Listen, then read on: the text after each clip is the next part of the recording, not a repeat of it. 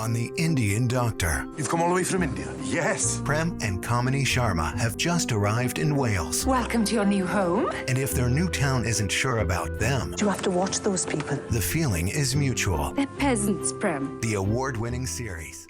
Need a good drama to dig into? Let us introduce The Indian Doctor. All 3 seasons are now available here in Colorado only on PBS 12. Go to pbs12.org/passport to binge.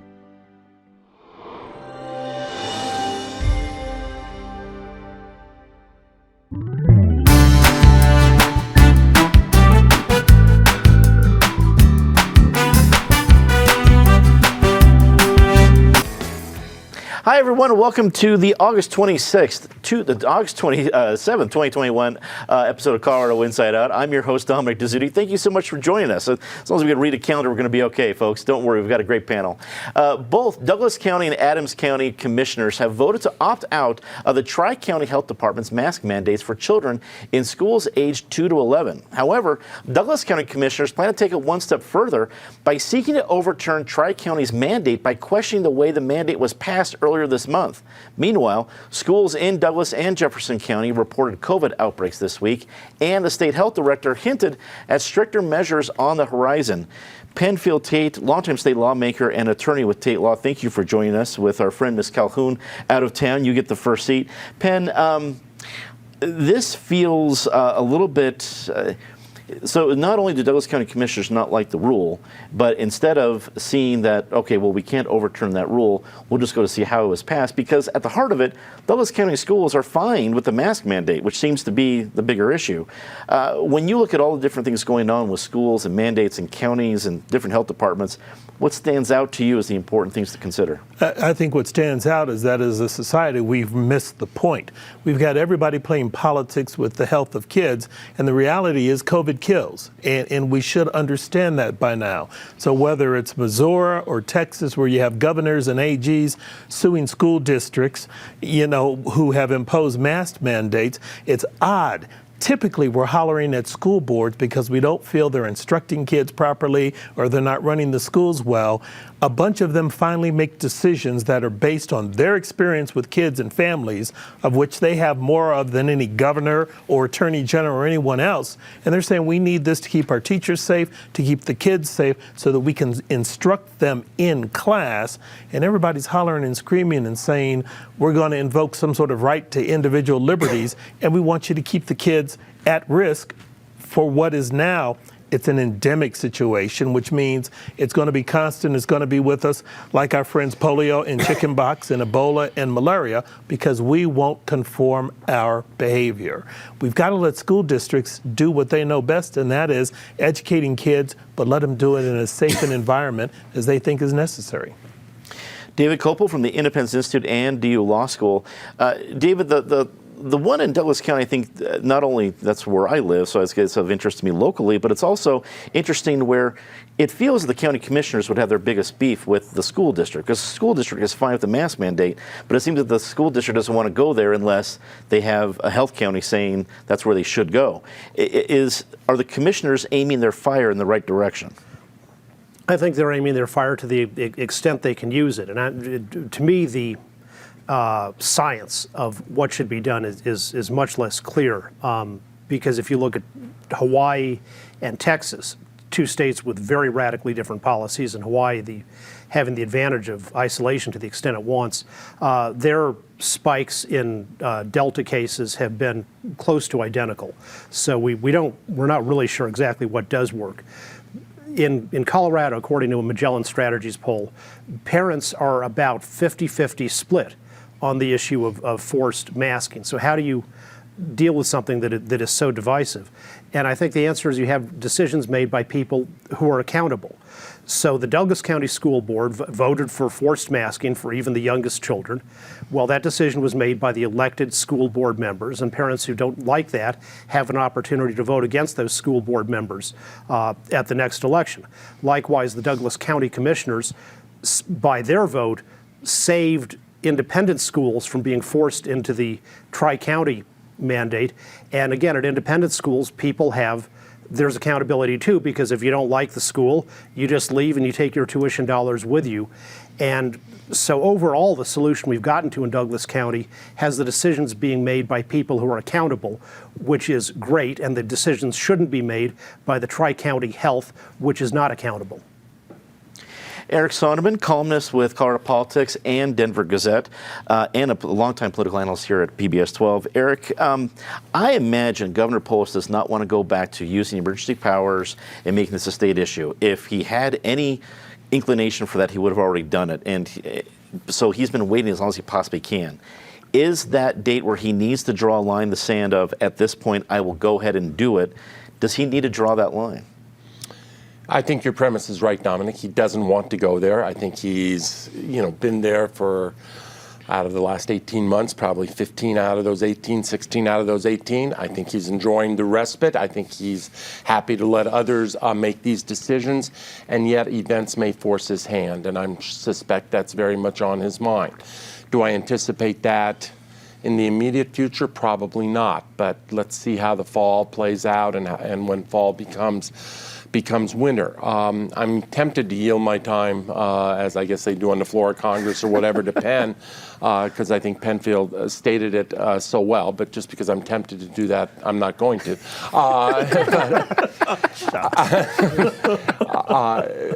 But I think the real point here is, particularly, in Douglas County, where I think the county commissioners would label themselves as political conservatives, I thought conservatives really preach the doctrine of local control. And in this case, local control strikes me as let the school officials decide. Quite frankly, I'm not convinced or really understanding why boards of county commissioners are that involved to begin with, whether it's in Douglas County or in Adams County. David also put it correctly. I don't totally agree with David on this one, but let the schools be accountable through the elected school boards and public systems. In independent schools, there are also school boards there. There's a governing structure at any school body. And as David also put out, if parents don't like it, they can walk with their feet. So the virus is in charge here, and the virus really doesn't give a damn, excuse my language, about any of these politics. The virus will take its course. We need to learn to live with this over some longer term. And with that, I think the person who comes after me actually is living this experience now with a couple young kids, so I will yield the floor to her. Well, that's a wonderful segue to a person who's making her premiere here at Colorado Inside Out, Kristen Strom, President and CEO of the Common Sense Institute. Kristen, it's great to have you here. A lot of different arguments of local control here, and with growing numbers, pressure at the very least on state government to maybe get involved and break some of these ties. From all the different news we saw this week, what stood out to you? Well, to me, it seems like there's a group out there of strangely rabid people for whom setting mandates and controlling people's lives feels like a fetish. And this keeps on continuing. The facts are the facts, though, is that Colorado has been basically flat with deaths from COVID since April. We've been flat. And at the highest peak during the pandemic, children ages 2 to 5 were never forced to wear masks. So you have to ask yourself, why now? Why is this policy happening? I know a lot of moms, I am a mom of 5-year-olds, that are angry about this because we know that there are a lot of cognitive and social and emotional development that happens between the ages of 2 and 5, where children need to see mouths to learn how to talk. Bilingual students need it to learn English. They need it to learn emotional skills. And science is important here too. Children are not likely to die from COVID. They have a 99.99 survival rate. The whole mask conversation to me was different before we had a vaccine that was readily and widely available. Now that we do, that teachers are vaccinated, adults are vaccinated, children are going to survive. I don't understand why we are now back to masking children. I was actually at a concert this week. A lot of concert venues are open. People are out and about. No mandates, no masks, 15,000 people touching each other, yet we're going to do this to our students. So to me, the logic, it's not there. It doesn't make sense. Children actually 14 times more likely to drown. They're 10 more times likely to die from cancer. They're 41 times more likely to be struck by lightning than die from COVID. This has got to stop at some point. Let's get to our next topic. Initiative 27, a ballot issue that would reduce Colorado's residential and commercial property tax rates, will appear on this November's ballot after the Secretary of State's office found that supporters submitted enough valid signatures. Seeing this initiative coming, Colorado lawmakers passed Senate Bill 293 later in the year's session, adding new subclasses to residential and commercial property taxes. David, admittedly, as we teased you before the show started, you're the only one here that does their homework. I think Kristen, because she's new, also did too. I want to give her credit, but you usually only do the homework here. I don't know exactly how much of a workaround 293 is, but how much of Initiative 27, which seems like it'd be pretty popular. When you ask a voter, would you like your property taxes cut? I don't think that's going to be a hard campaign to run, but did some of it get stunted from what lawmakers did in the session? We will have to see, and it will be certainly keep some lawyers busy as that gets figured out. So this is an initiative to amend Colorado statutes. It's not a constitutional amendment, and so it needs a majority to pass, not the 55% you need for an amendment. And the proponents are Susan Tahiri and Michael Fields. Tahiri is a former official of the Secretary of State's office, leading Republican lawyer in a serious way, not one of those people who says that the election was stolen. Michael Fields is the executive director of Colorado Rising Action, and he's also been a panelist on this show. The opponents, the leaders, are Carol Hedges from the Colorado Fiscal Institute and Scott Wasserman of the Bell Policy Center, also a panelist on this show. I work at the Independence Institute, which is definitely going to be supporting this initiative. And the bottom line is property taxes have been rising a lot. This would cut property taxes by about 1/10, which is not even enough to make up for all the increases in taxes we've seen in recent years and the increases that are going to be coming in the future, but it mitigates it a little bit. The Colorado Constitution also allows but doesn't require the legislature to give a property tax break for the first $200,000 of home owned by elderly people or by disabled veterans. And this would take less than 1/1000th of the Colorado state budget to provide a guaranteed funding stream. So that can happen at least to some degree. Eric, we know tax cuts are popular, but now is the battlefield going to be outsmarting the potential tax cut that could end up on a ballot? Well, I think that's part of the game. I mean, there's this yin and yang, push and pull that has developed over recent years between the legislature, Democratic-dominated legislature, obviously with the cooperation of a Democratic governor, and what the conservative movement in this state has gravitated towards, led in many ways by Michael Fields, has been the ballot box and ballot issues specifically being shut out of almost all state offices. That has become conservative territory, and we saw that in the 2020 election with a number of ballot issues on fees and enterprises, on the income tax reduction, et cetera. I think this one will probably be as attractive as the ones that we saw in 2020. You could argue it would be more attractive. I mean, it's almost inarguable at this point that the state is rather swimming in money between the economic rebound that obviously has not, in fact, impacted all sectors, but that has filled up tax coffers quite nicely, and all of the federal stimulus money that is flowing through the state at this point in time. So I think it's going to be a tough case to make that you can't have a rather modest, we can argue how modest, but a rather modest reduction in sales tax. The legislative action that you referenced in your question, Dominic, at the end of the session was clearly designed to stunt the impact of this ballot measure by adding all kinds of new classes of property and only allowing this ballot measure to now impact those two classes of property. Kristen, I think some folks will look at this this year's legislative session and realize that a lot of things happen via fees. And you're going to ask for something there or just actually implement something there that wasn't voted upon. There's going to be some sort of response. It sounds like this is going to be an interesting November for folks following tax policy. What do you think? And I'm glad that you brought up fees because the voters voted on Proposition 117. Passing it resoundingly, saying that they wanted approval of new fee enterprises moving forward. Look back at this past legislative session. What did the legislature do? They enacted 6 new fee enterprises, all underneath the threshold, which again, is that really looking at what the will of the people wanted? The will of the people was to vote on these fees, and they circumvented that process. We've seen fee growth since 1994 grow from $742 million annually to now over $18 billion paid by Coloradans annually.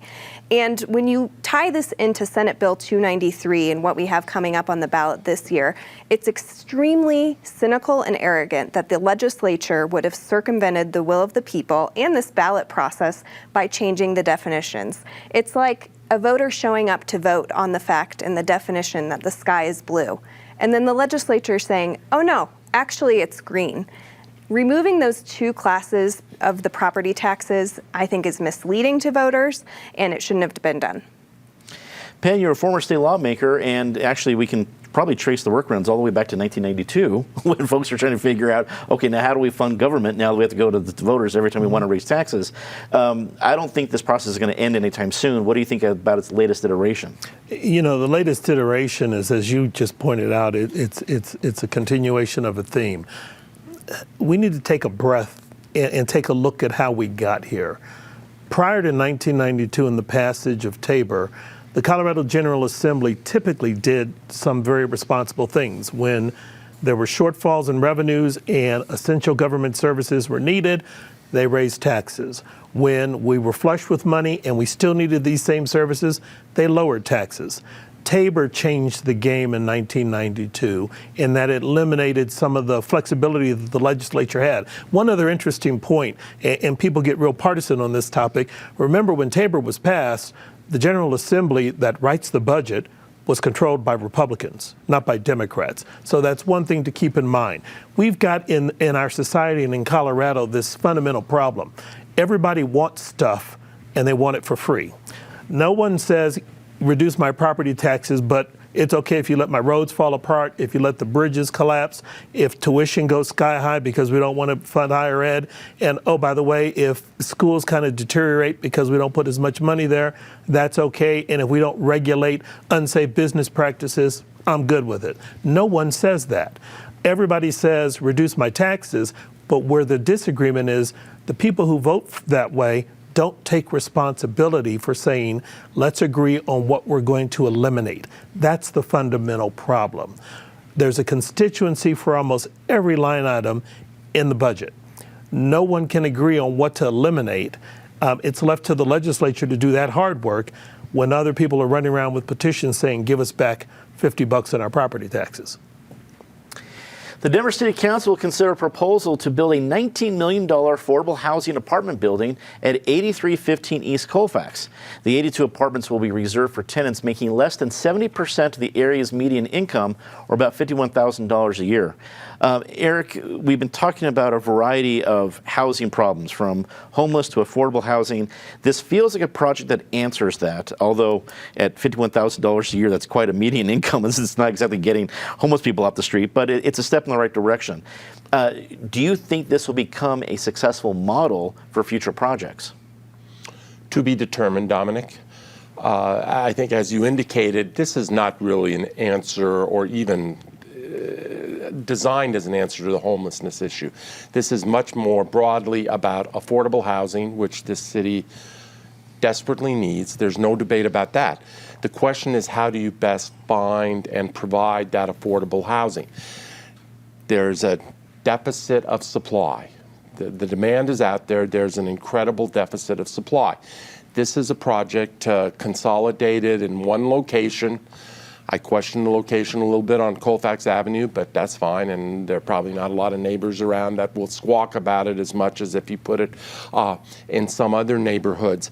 I don't think this is going to be the stereotypical housing project, shall we say, that we got to know in Chicago and plenty other cities that were mostly failed projects.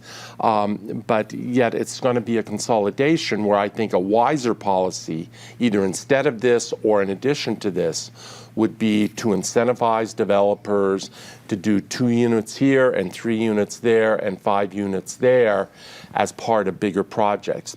82 units is great, but 82 units is a drop in the ocean in terms of what Denver's need is. Let's see how this plays out, but it's not a total answer. Kristen, the Common Sense Institute has done a lot of work in this area, so this, you're no stranger to this. What was your reaction to the announcement of this project this week? I think that 70% AMI plays a vital role in the affordable housing spectrum. These are teachers, our civil servants, firefighters, police officers who should be able to afford to live where they work. So it definitely is a step in the right direction. As Eric just mentioned, there is a huge crisis and shortage. We're 175,000 units short to meet population demands in Colorado. And what that requires is building 54,000 new units every year until the year 2026. We also need a lot of skilled laborers. So, that's part of the conversation too, is we need more skilled labor force. You mentioned that Common Sense Institute has done a lot of work on this. Our two fellows, Peter Lafari and Evelyn Lim, wrote an excellent blueprint with a lot of proactive solutions moving forward. This is one component. We also need to address the anti-growth sentiment that does exist in a lot of Colorado communities. How can we, start to work to tear that down? We also need to go back and look at all of the regulations that are costing a ton to build these new units. We need to deregulate, and then we need to expand careers in construction as well. Penn, it seems like a good idea on, at first blush. I'm no expert at it. When I look at it, it seems in a positive direction. But $19 million is also not chump change. That's a lot of money. To say we're going to do many more like this would take a lot of financing. Can the city afford to do more like this? No, they can't. And I think Eric made the point, I understand why the city did this, but let's acknowledge that while it's a nice step, it's simply window dressing, because they've been missing the point for the last decade. What they should have been doing, and what they have the authority to do, is work with developers to disperse affordable, attainable workforce housing around the city as different developments get built. Frankly, they didn't have the political courage to do that. And that's why we have the deficit that Kristen pointed out, that you've got to do a massive amount of building in order to get caught up. Second, this is bad public policy. The federal government years ago, after years of experimenting, stopped building large complexes with large numbers of people living on the margins, because it creates a whole host of other social problems that come with those sorts of developments. This is exactly going in the wrong direction, and even the Denver Housing Authority doesn't do this sort of thing anymore with many of their dispersed housing programs where you integrate people within neighborhoods. Third, and Kristen's right, teachers, firefighters, and others, they need housing options. But if you're trying to deal with the plight of the unhoused, most of them don't make $51,000 a year. You're not touching that issue, and I would submit that is probably the largest public policy and health issue we have in this city right now, is the plight of the unhoused. David, wrap it up for us. Well, I remember Famous Chef, which was what used to be there before this project back in the olden days in northeast Denver. And that was a place where you could get a waffle with bacon for 75 cents. And then Famous Chef was replaced by another famous venue, PT's All Nude 2. And the 2 was with a Roman numeral, which just tells you how fancy that establishment was. So I would just say, as we think about honoring our city's history, the housing project should be named after that. So I would suggest it be called the All Nude Famous Chef Housing Project. Well, you heard the creative name proposition here first on Colorado Inside Out. Always willing to help out city officials with new ideas. So it is now time for our very favorite part of the show, Disgrace of the Week. I imagine a few viewers probably just had it, but that's okay. Penn, usually Patty starts us off, but you have the esteemed honor of starting us off. We expect our schools to teach, to model appropriate behavior for kids, to instruct them as they move further in life, and I'm struggling to understand what's going on at Valor Christian. You now have students on the sidewalk protesting the fact that the administration has fired 2 teachers, ostensibly because they're gay. No one said there was a performance issue. No one says there was a behavioral issue. It is who they are. And that's problematic. Shame on Valor Christian. David.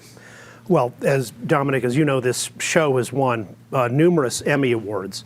One of our fellow Emmy winners, Andrew Cuomo, who won the 2020 International Emmy Founders Award for his masterful use of television to inform and calm people about the pandemic, was stripped of his award for the unrelated fact that he's a sexual predator. But the fact is, his Emmy Award-winning television performances took place while he was killing thousands of New Yorkers by forcing infected people into nursing homes, and then he brazenly lied about it and covered it up. So in real life, he was the complete opposite of the character he was playing on television, and that makes him one of the great television actors of our generation. He earned his Emmy. That there is absolutely no connection to Colorado Inside Out to Andrew Cuomo. I just want to make that official. I appreciate what David's saying, but there is no connection. We have a Heartland Emmy, thank you very much. That is only available in this region, not in our friends in New York. Eric, after that disclaimer. I don't know what David has in his coffee lunch, but how do I get some of that? I think you have to mention President Biden this week in this category, and the mess the hash that is the Afghanistan withdrawal. We can have a substantive argument about whether to withdraw or not, and I think I probably come down on the side of our time there is done and was probably done long ago. But you can also leave powerfully and competently. And there's one word that I've really never heard or even considered myself to use with Joe Biden, which is callous. But there has been a callousness this week in terms of how he has come across vis-a-vis those Afghan allies that I'm afraid are going to get left behind. Kristen. This Afghanistan mess, and I'm going to leave it right there. It's been awful to watch unfold, and as an American, it hasn't been our finest hour. You wonder how it can get worse. Yeah. Good point. Time to say something nice about somebody rather quickly. Penn. Yeah, I think it's just wonderful that a bunch of area chefs have volunteered to cook meals for DPS students in a variety of different schools. Very cool to see. David. The many outstanding athletes currently competing at the Tokyo Paralympic Games. You're here. Eric. Janice Sinden, but more broadly, the Denver Center for the Performing Arts, which announced this week a reopening policy to get shows back, to get symphonies back, to get everything back at the DCPA. It's going to require vaccines and demonstration of vaccine status. It's going to require masking, but at least it gets the arts back in performance. Kristen. I'd like to give a shout out to the Academy for Lifelong Learning, where fellows on my team and I will be teaching a 5-week course coming up. All long friends of this program, I think our viewers may remember we did a special Colorado Inside Out on the road with the Academy for Lifelong Learning. It's great to see they have a new fall lineup coming out, that you're going to be part of that. And it's always been a good part. Hopefully with it back in person again, we'll be able to do another CIO on the road with all of our friends at the Academy. And I just want to do just a quick shout out again as we end our August Pledge Drive. A whole lot of folks have joined PBS 12. It's not too late if you have not. We have it this weekend, so if you have not, please consider doing that. And for everybody here at PBS 12 and Colorado Inside Out, I'm Dominic Dezzutti. Thank you so much for watching. Good night.